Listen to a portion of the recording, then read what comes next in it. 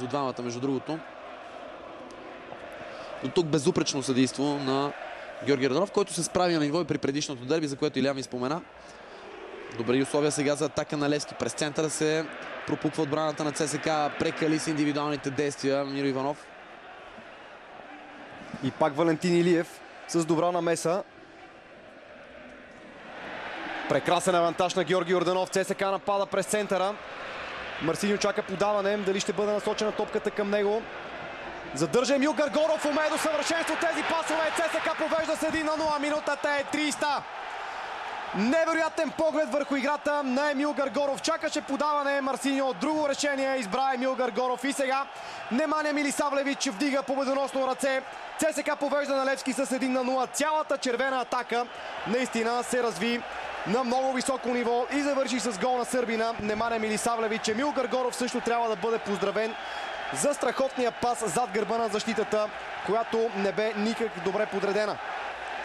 Дами и господа, ако се чудите защо през седмицата основната тема около ЦСКА бе дали Емил Гаргоров ще може да играе в този матч, ако се чудите защо Любослав Пенев упорито налага Емил Гаргоров в националния отбор в предни позиции, отиграване като това са причината.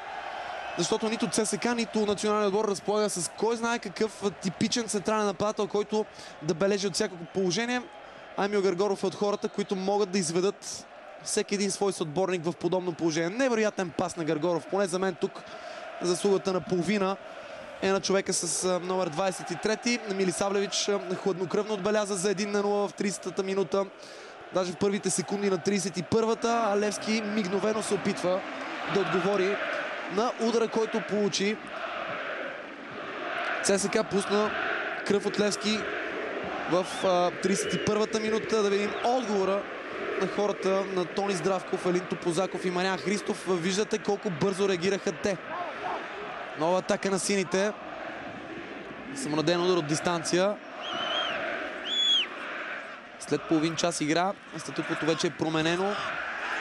Виждате каква налепа грешка правят червените. Цветан Генков отново показва, че преследва всяка топка. Пресираше там, успя да отнеме топката от Джереми Фопоре. След това се огледа, потърси комбинация, но прати топката в тялото на Менди. Генков може да бъде отличен с изявите си до тук в състава на Левски. Много активен и в основата на всичко по-интересно пред вратата на Томас Черни. Сега Мирослав Иванов ще изпълнява корнер. Четирима в сини очакват добро центриране. Добре пратена топка там, която обаче бе изчистена с глава от Илиев първоначално. След това за повече сигурност бе пратена някъде към централната зона, където Марсиньо обработва добре. Отново той получава топката, повежда много силно пред себе си. Нямаше как Марсиньо да се добре до топката. След това извърши нарушение срещу Нуно Пинто. Ехидна усмивка на лицето на Марсиньо. Фаула обаче е факт. Виждате как си помогна с дясната ръка бразилеца. Тодор Янчев.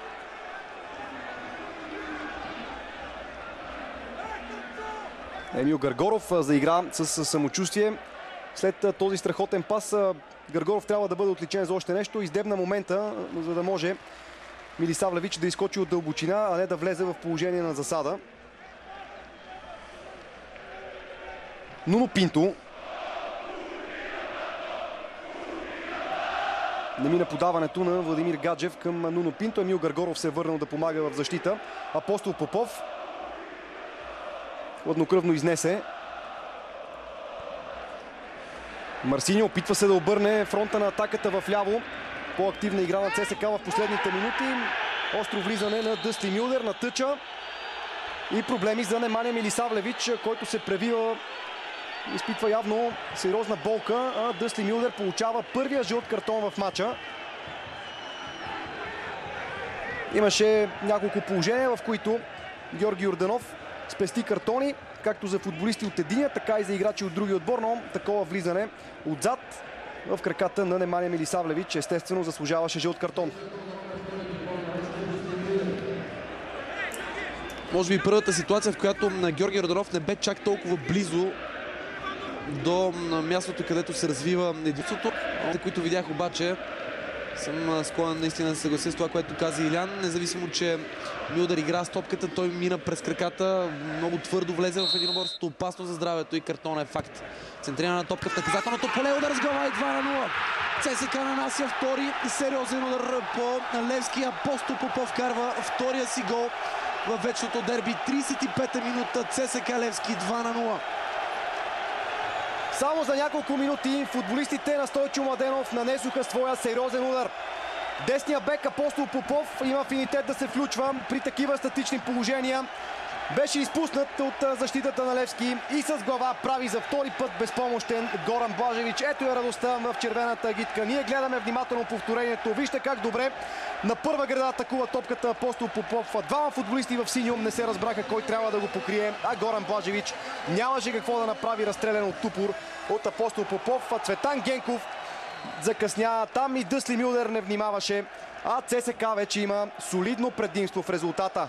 Дъсли Мюлдър е човека, който извърши нарушението. Дъсли Мюлдър е и човека, който маркираше Апостол Попов още в началото на спринта на Попов. Закъсня се секунда, изостана и след това вече бе късно да се намесва. ЦСКА води с 2 гола срещу Левски. Точно в момента, в който обърнахме внимание за тази преса, която не позволява на сините да градят атаки, ЦСКА успява да отбележи на 2 пъти. Сега отново сините някъде в централната зона на терена губят много лесно. Играта вероятно ще бъде спряна за момент, тъй като има футболист на тревата. Това е автора на първия гол, Немanja Милисавлевич. Той се изправя обаче на крака. Ето отново пресата, за която ви говоря. Виждате до каква ситуация се стига. Елементарно загубена топка. ЦСКА може да вкара трети гол за 6 минути и това е факт. 37 минута, 3-0. Какво се случва на стадион Васил Левски? Левски е в нокдаун. Левски не знае къде се намира. ЦСКА ликува и нанася мощен удар по сините. 3-0 Емил Гаргоров, 37 минута. Невероятно представяне на отбора на ЦСКА. От една наглед елементарна ситуация сгрешиха защитниците на Левски при изнасянето на топката. ЦСКА Левски 3-0. Тодор Батков е огрижен. Няма как, едва ли е доволен от това, което вижда. Александър Томов дига победоносно ръце. Отново положението. Горан Блажевич подава в дясно от себе си. Ето как беше загубена топката от Милиев. Емил Гаргоров веднага застана зад гърба на Алекс Перес. Чудесно пласиране. И нямаше как да изпусне Марсиньо с успоредно подаване на гол линията. Емил Гаргоров засече топката. 3 гола вече си е сериозно предимство. А предвид представянето на Левски, ситуацията за сините изглежда още по-отчаяваща. Видяхте последователно реакциите на Гари Родригес и Антони Здравков. Здравков е бесен и няма как да бъде различно. Не може